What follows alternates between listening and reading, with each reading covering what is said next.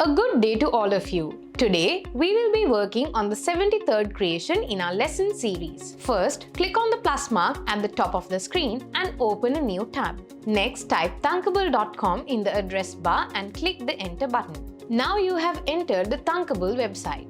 Click the login button at the top corner and log into your Thunkable account. Now again, click on the plus mark at the top corner of the screen, open another tab and visit the dpcode.lk website. Click on lesson number 311. Click the Start Project button here. Now you have entered the project. In the previous lesson, we created a part of the stopwatch timer app. Today, we are going to create the second part of this app. I have now finished adding the first part of the stopwatch timer that we created in the last lesson. If anyone hasn't watched our 70-second lesson, check it out using the thunkable.com website now. From here on, we will add parts to this design. See, we designed the stopwatch timer app as required in the previous lesson. The two screens we created are displayed like this. Okay, next is to design the rest of the stopwatch screen. Currently, we have added only two labels to this screen. Next, let's add a row to this screen. This way, drag a row from Layout in Add Components into the screen. The row got added at the top of the screen. Let's drag the row below the two labels this way. Next, I will add 4 buttons to this row. Let's drag a button from User Interface in Add Components like this. Drag a button again. Let's drag 2 more buttons into this row. Okay. Now, I select this first button and rename it as Button Lap. Give the text of the button as Lap. Let's give the font size as 16 and the font weight as bold. Select grey color for the background color of the button. Next, let's give absolute size for the height and width of the button and give the value of 75 each. Change the border radius to 75. Okay, now let's go to the next button. Rename this button as Button Start. The text of the button is given as Start. Let's give the font size to 16 and the font weight as bold. Select light green color for the background color of the button. Next, let's give absolute size for the height and width of this button and give the value of 75 each. Change the border radius to 75. Let's prepare the next 2 buttons in the same way. I will select the third button and rename it as Button Stop. Give the text of the button as Stop. Let's give the font size as 16 and the font weight as bold. Select red color for the background color of the button. Next, let's give absolute size for the height and width of the button and give a value of 75 each. Change the border radius to 75. There is one more button left. We will rename this button as Button Reset. The text of the button is given as Reset. Give the font size as 16 and the font weight as bold. Select dark grey color for the background color of the button. Next, let's give absolute size for the height and width of the button and give a value of 75 each. Change the border radius to 75 as well. Now we have finished adding 4 circular buttons in this way. I will select Button Stop here and make visible as false.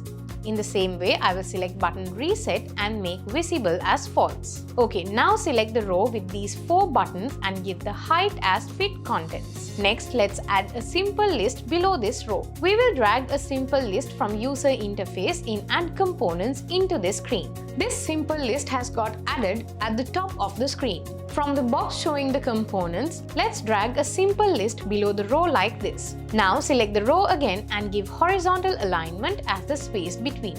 Next, I will drag a timer from Layout in Add Components into this screen. In the timer, let's set the count up and loops to true. Also set the interval as 1000 milliseconds. At the end, select the stopwatch screen again and set the vertical alignment as space around. Okay, now you have to create the code. Since the date and the time are displayed automatically in the world clock screen, no code is required for this. The code need to be created only for the stopwatch screen. I will go to this Blocks tab. First, let's create the variables we need. For this, we need 4 variables. I will drag 4 set app variable name to code block from variables like this. Let's give the variable name of the first variable as lab. Link a code block with 0 in math for the value here. The next variable is given as countdown. Let's connect a code block with 0 in maths for the value. Give the name of the next variable as milliseconds and drag a code block with 0 under math for the value. Let's give the last variable as list of laps. Since it is a list, I will drag an empty list code block from the list category here. Okay, now let's create the code for clicking the reset button. When you click the reset button, all 4 variables need to return to the initial values. Let's prepare the code for this. I'm going to drag a when button reset click code block under button reset here. Now click variables and drag a set app variable lap to code block like this. Link a code block with 0 to the value. Right click again on the set app variable lap to code block and duplicate it for the next variable. Drag the duplicated code block into the when button reset click code block like this. Click on the arrow in front of app variable lap and change the variable name to app variable countdown. Okay, now once again the set app variable lap to 0 code block is duplicated in this way.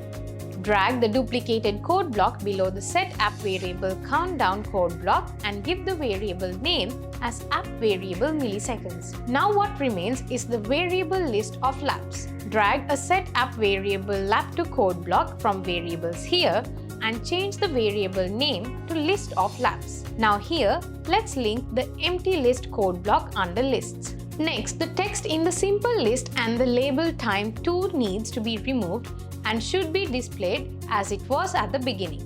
Drag a set simple list once text item to code block under simple list 1 into the when button reset code block and drag an app variable list of laps code block from variables. Next, I click on label time 2 and drag a set label time 2's text code block like this. A join code block from text is connected here. Now remove the hello code block from here and drag it into the recycle bin. Instead, here we will link an app variable countdown code block from variables. The word world in the next code block, which is connected to the join code block, is removed and let's give 00:00:00 here. Now click on the label time 2 again and drag a set label times 2 text code block below the set label time 2's text to code block that was added earlier. Let's give the text here as 00:00:00. When the reset button is clicked, the timer needs to start again from the beginning, so we change the text of the time 2 label in this way. Next, drag a set button laps disable to true code block from button lap here. After clicking the button lap again, let's drag a set button laps visible to true code block in the same way, as we want the reset button to be invisible when the reset button is clicked. In the same way, here I will drag a set button resets visible to true code block from button reset. Click on the arrow in front of true and give false. By now, we have finished creating the code for clicking the reset button. Now, let's see how to create the code for the button start click. Here, drag a when button start click code block under button start. When the start button is clicked, the timer needs to start. For this, a set timer once enabled to true code block under timer 1 is dragged into the when button start click code block. When the button start is clicked, button stop and button lap should be visible, while button start and button reset should be hidden. For that, I drag a set button stops visible to true code block from button stop here. Also here, I drag a set button laps visible to true code block from button lap. Next, we have to hide the button reset and button start. For this, drag a set button starts visible to true code block from button start below the set button laps visible to true code block. Click on the arrow in front of true and give false. Similarly, after clicking button reset, drag a button resets visible to true code block. Also here, click on the arrow in front of true and give false. Okay, there is one more thing. When we click the reset button, the button lap was disabled. Now you need to enable button lap again. For this, drag a set button laps disable to true code block from button lap. Click on the arrow in front of true and select false. When disabled is set to false, the button is enabled. Now we have finished designing the stopwatch timer app and creating part of the code. We do not get an output yet because the code is not completed. If you manage to do it till here, you little ones are very talented. WhatsApp your design to me on the phone number note 7681252244. Tell your friends about the creation as well. Check out this app to send to me as well as to your friends. And one more thing, join the DP Coding School Telegram group. Try to be the DP Code Champ Best of the Week once every week. Stay connected with us. Also, another thing, join our DP Coding Club and now you can start a DP Coding Club in your school as well. We are ready to give you all the guidance for that. If you are interested in starting a DP Coding Club in any school that has computer labs, please send a request to the principal of your school to the email address info@dpcc.lk. Okay, let's meet with another interesting lesson through DP Coding School. Have a good day.